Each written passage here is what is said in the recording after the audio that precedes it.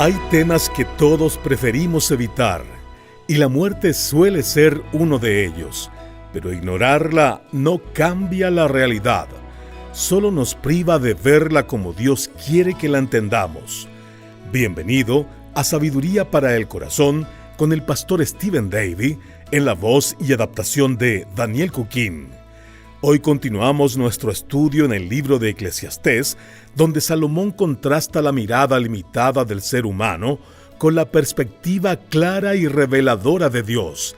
Descubramos juntos cómo esa verdad transforma no solo nuestra manera de pensar, sino también nuestra forma de vivir cada día. Acompáñanos en esta enseñanza titulada Viendo la muerte desde la perspectiva de Dios.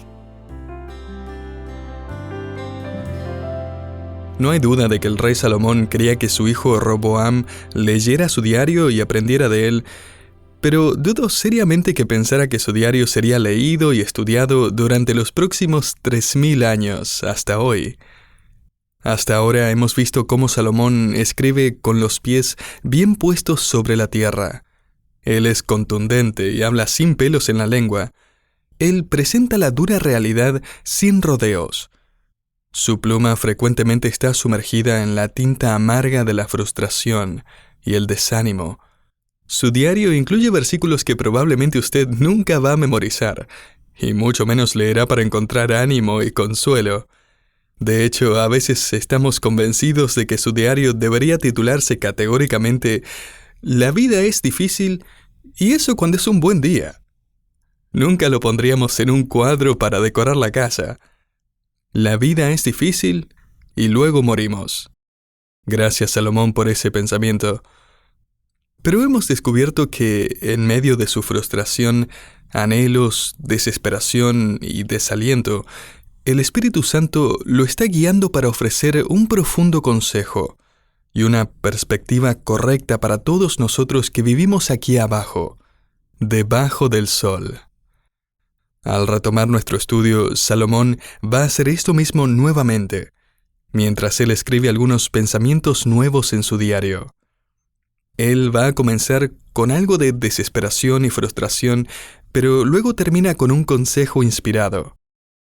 No solo escribe «La vida es dura y luego morimos», él realmente proporciona un consejo no solo de cómo experimentar la muerte, sino de cómo experimentar la vida. Retomemos nuestro estudio donde lo dejamos, Eclesiastés capítulo 3, versículo 18. Salomón escribe, «Dije en mi corazón, es así por causa de los hijos de los hombres, para que Dios los pruebe, para que vean que ellos mismos son semejantes a las bestias». Ahora Salomón aclara a qué se refiere. Porque lo que sucede a los hijos de los hombres y lo que sucede a las bestias, un mismo suceso es. Como mueren los unos, así mueren los otros. Y una misma respiración tienen todos. Ni tiene más el hombre que la bestia, porque todo es vanidad. Lo que Salomón está haciendo aquí son dos observaciones directas. La primera observación es: la muerte es imparcial. La muerte llega a todas las criaturas vivientes. Los animales mueren y las personas también. No importa si usted es el dueño de la compañía más grande del mundo o la persona más importante de su pueblo, cuando se trata de la muerte y la descomposición, los humanos no tienen ventaja alguna por sobre los animales. Ahora note que Salomón solo se refiere a la vida debajo del sol que podemos ver. Y por lo que podemos ver, los seres humanos no están mejor que los animales. Salomón hace esta observación ahora, pero luego él va a señalar la revelación bíblica sobre la muerte. Pero si todo lo que tiene es la capacidad de observación, aquí, debajo del sol, sin la verdad de la revelación de Dios, usted podría llegar a todo tipo de conclusiones erróneas. Podría acabar con opiniones equivocadas sobre su origen, de dónde viene, de cómo vivir su vida, de qué pasa después de la muerte y hacia dónde se dirige el universo. Permítame darle un ejemplo de rechazar la revelación divina a favor de la observación centrada en el hombre aquí debajo del sol, y el tipo de desesperación que satura nuestro mundo debido a esto. Un autor escribió con esta depresiva y cínica perspectiva: me doy cuenta de que voy a morir y dejar de existir para siempre. Por cierto, permítame agregar aquí que si todo lo que usted tiene es la observación sin el beneficio de la revelación divina, entonces parece verdad que cuando uno muere uno deja de existir. Este autor continúa diciendo: me doy cuenta de que voy a morir y a dejar de existir para siempre. Mi vida es solo una transición momentánea del olvido al olvido. Y el universo también se enfrenta a la muerte. Los científicos nos dicen que el universo se está expandiendo, que todo en su interior crece y cada vez se aleja más, que finalmente todas las estrellas y toda la materia colapsará, formando estrellas muertas y agujeros negros. La humanidad es una raza condenada, en un universo moribundo, que finalmente dejará de existir. No habrá ninguna diferencia entre si alguna vez existió o no. La humanidad no es más importante que un enjambre de mosquitos o un corral de cerdos, porque su fin es el mismo. Aquí le leo una cita más corta de Voltaire, que negó la palabra de Dios y terminó con la misma desesperanza. Él escribió hace 300 años: somos insectos que viven solo unos segundos sobre átomos de barro. ¡Qué alentador! Debería poner su frase como fondo de pantalla. Querido oyente, esta es una conclusión lógica, basada solamente en la observación sin el beneficio de la revelación. Ahora bien, no malinterprete la declaración inicial de Salomón. Él no va tan lejos. Él no está negando que el ser humano es especial, distinto a los animales y al resto de la creación. Él no está negando la inmortalidad del espíritu o el futuro de nuestros cuerpos glorificados.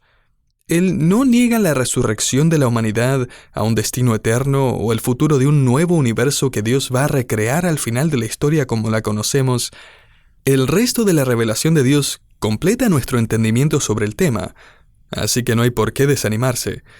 Salomón simplemente hace la observación de que la raza humana y el reino animal acaban convirtiéndose en polvo después de morir. Él se siente frustrado ante esa observación. A pesar de que ha sido el gran rey de Israel y su cuerpo sin duda va a ocupar una espléndida tumba en un magnífico funeral, habrá un animal que morirá en un agujero de un árbol sin que nadie lo note, y los cuerpos de ambos igualmente se convertirán en polvo. Esto lo lleva a la siguiente observación. La observación número 2 es que la muerte es una promesa. Aquí es cuando Salomón nos trae una revelación divina. En realidad, él ahora cita las mismas palabras de Dios a Adán y Eva en Génesis 3.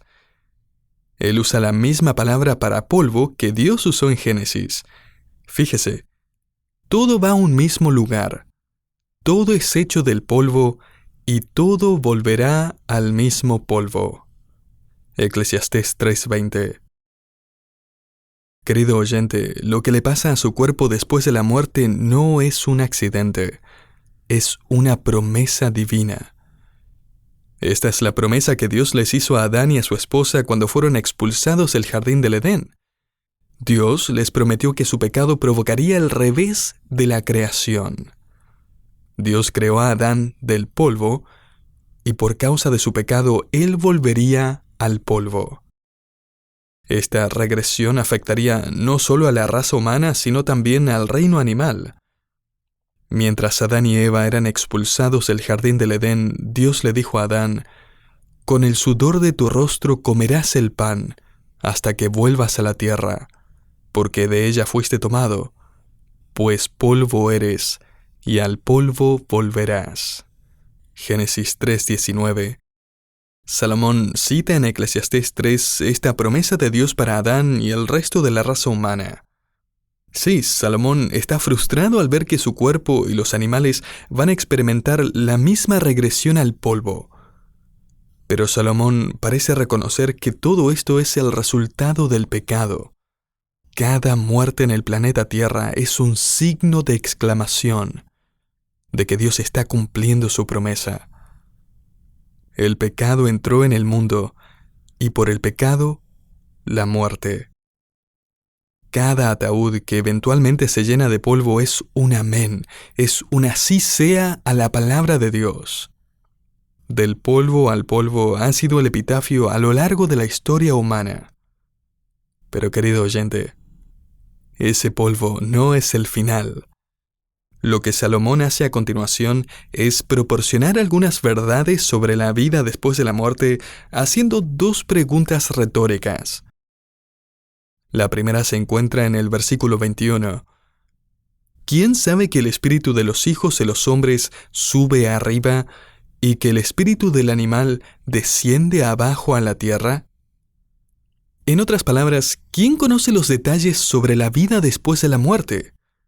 Si todo lo que usted tiene son sus propias observaciones aquí abajo, debajo del sol, no tiene ni idea de lo que ocurre después de la muerte. Observe que Salomón aquí no responde a la pregunta. Él asume que no necesita responder la pregunta porque cree que todos diremos, Dios sabe. ¿Quién lo sabe? Dios lo sabe. ¿Quién conoce los detalles de la vida eterna? El eterno creador de la vida. ¿Quién sabe lo que pasa después de la muerte? El Creador, que experimentó la muerte en lugar nuestro para darnos la vida eterna. ¿Sabía Salomón algo de esto? Claro que sí. Él escribe la respuesta más adelante en su diario en el capítulo 12, versículo 7. Allí él escribe, «Y el polvo vuelve a la tierra como era, y el espíritu vuelve a Dios que lo dio». Una vez más, la respuesta crítica no es una cuestión de observación, es una cuestión de revelación. La segunda pregunta retórica se encuentra en el versículo 22. Allí dice, ¿quién lo llevará para que vea lo que ha de ser después de él? En otras palabras, ¿quién tiene el poder de hacer posible la vida después de la muerte? ¿Quién tiene la capacidad de dar a alguien más la posibilidad de ver y experimentar la vida después de la muerte?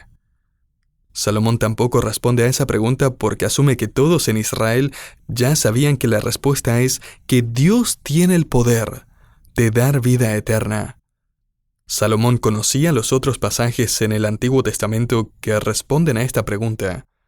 Su propio padre, el rey David, escribió sobre la vida después de la muerte y la confianza del creyente de pasar la eternidad con Dios.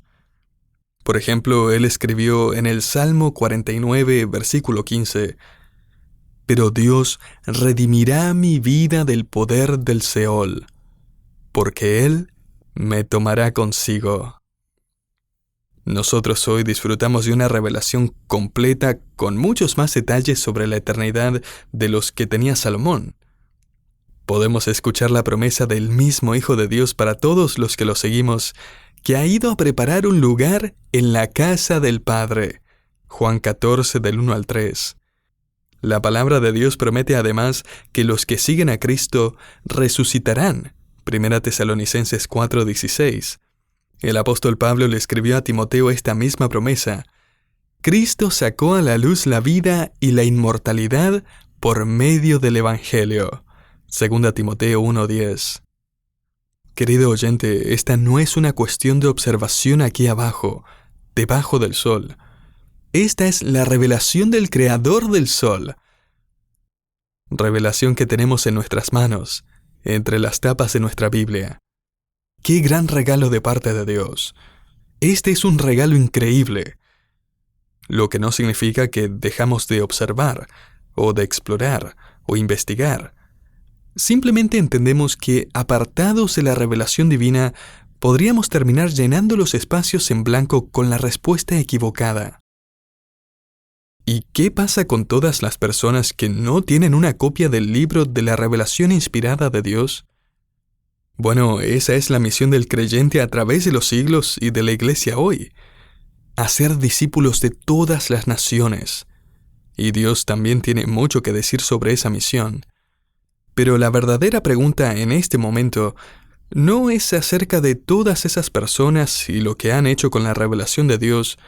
La pregunta es, ¿qué ha hecho usted? ¿Qué ha hecho con la revelación divina?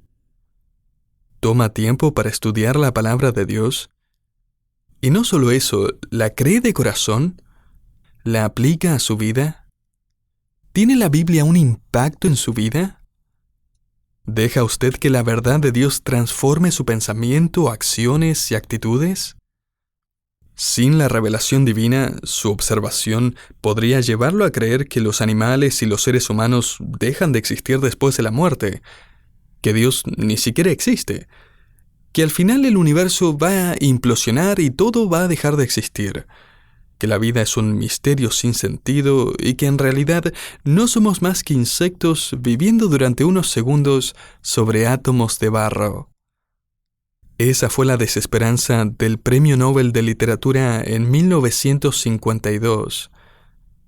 Él se lamentó en su incredulidad al escribir: «No se pueden imaginar el tormento de no haber tenido nada en la vida y de no esperar algo más que la muerte, de sentir que no hay otro mundo más allá de este, y que el rompecabezas nunca será resuelto». Esta es la tragedia de vivir la vida intentando encontrar un sentido aquí abajo, debajo del sol, negando la revelación del creador del sol, que diseñó el rompecabezas, que conoce las respuestas y que tiene el poder de poner eventualmente todas las piezas del rompecabezas en su lugar. Pero mientras tanto, incluso para el creyente, a veces parece que faltan piezas en el rompecabezas de nuestras vidas, ¿verdad? ¿Cómo es que debemos vivir aquí debajo del sol? Pues bien, este párrafo de Eclesiastés, que parecía tan pesimista y negativo, una vez más, incluye verdades alentadoras. Cuando uno reconoce la palabra de Dios, las promesas de Dios, el plan de Dios, la creación de Dios y la vida eterna que Dios da, la vida adquiere un nuevo significado. Hay al menos 2 principios eternos que encontramos aquí. Vamos a concluir nuestro estudio de hoy con ellos. En primer lugar, disfrute del lugar donde Dios lo ha asignado.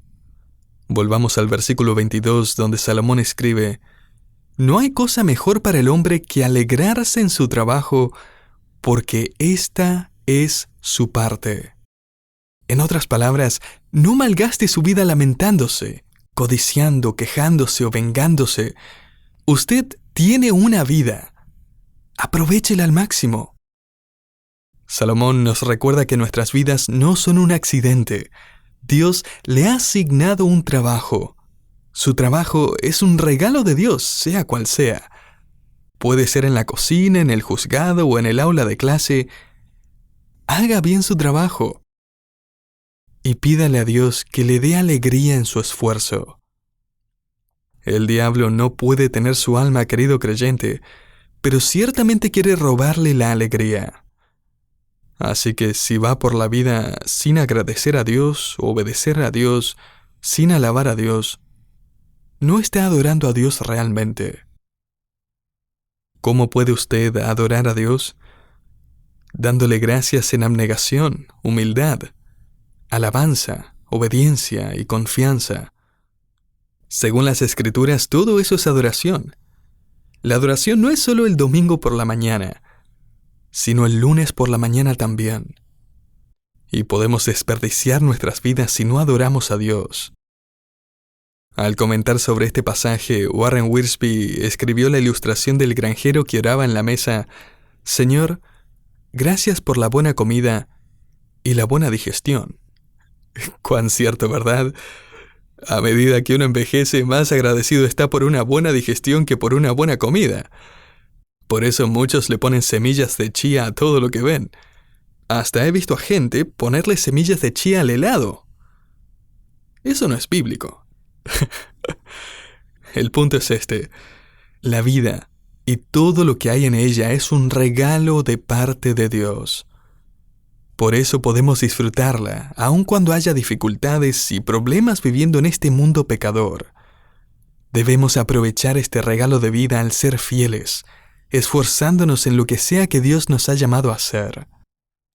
Tantas veces nos enfocamos en nuestro desempeño, o resultados o comodidad como medida de nuestro valor o satisfacción en la vida, mientras que la verdadera medida, la única que podemos controlar, es nuestra fidelidad. Eso es lo que Dios demanda de nosotros. Así podemos adorarle. Así podemos disfrutar nuestra vida en todo momento. Así no desperdiciamos nuestra vida. La segunda aplicación es la siguiente. Anticipe el lugar que Dios ha preparado para usted. Salomón insinúa en el versículo 22 que Dios tiene el poder de llevarlo más allá de la muerte para ver y experimentar la vida eterna. Así que no desperdicie su vida mientras la tiene y de paso no olvide su futuro. Salomón insinúa en el versículo 22 que Dios tiene el poder de llevarlo más allá de la muerte para ver y experimentar la vida eterna. Así que no desperdicie su vida mientras la tiene y de paso no olvide su futuro. Anticipe el lugar que Dios ha preparado para usted. Las dificultades de la vida aquí abajo, debajo del sol, pueden tener un propósito redentor. Dios las usa para desarrollar un anhelo más profundo en nosotros por la vida que vamos a disfrutar con el Señor, donde no habrá más pecado ni dolor. No olvide su futuro. El pastor y consejero Paul David Tripp lo describe con esta ilustración. Estoy convencido de que el objetivo de acampar es hacer que una persona anhele su casa. El primer día en el bosque, mientras se arma la carpa, todo es emocionante. Pero 3 días más tarde, su tienda de campaña tiene olores desagradables que no puede explicar. Le encanta el sabor de la comida cocinada en la fogata, pero 3 días después está cansado de buscar leña y enojado por lo rápido que se consume. Estaba entusiasmado con la perspectiva de pescar la cena en el arroyo que pasa por su campamento, que supuestamente está repleto de peces, pero todo lo que ha logrado pescar son algunas algas del fondo. Lleva 4 días y le duele la espalda, parece que no hay más leña para recoger y está cansado de mantener prendido el fuego de todas formas. Mira al interior de lo que fue una nevera llena de hielo con comida para ver los filetes de carne que había guardado grises y flotando en un charco de agua. Empieza a pensar con nostalgia en su hogar. Se queda allí esperando que alguien rompa el silencio y diga, ¿por qué no volvemos a casa? Sus 4 días en el campo han cumplido su misión. Lo han preparado para apreciar su hogar. Nuestro mundo no es un buen parque de atracciones después de todo. En realidad es un lugar roto y gimiendo por ser redimido. La tierra está hecha para hacernos anhelar el cielo.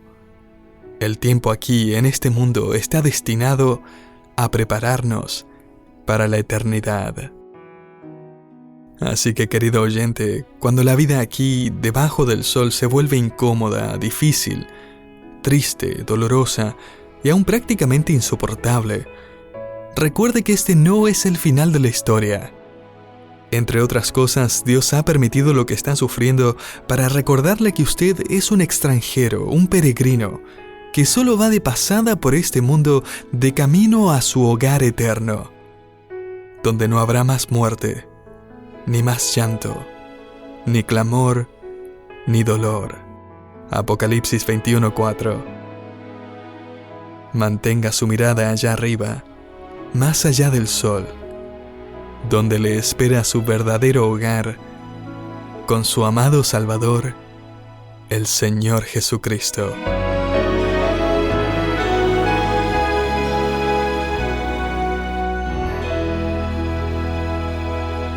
Cuando miramos la muerte únicamente desde una perspectiva humana, la vida pierde su sentido y gozo. Qué necesario es entenderla desde la perspectiva divina. Esta llena la vida de claridad, propósito y esperanza. Gracias por acompañarnos hoy en Sabiduría para el Corazón, una producción del Ministerio Sabiduría Internacional. Este mensaje llevó por título Viendo la muerte desde la perspectiva de Dios, parte de nuestra serie de estudios en el libro de Eclesiastés.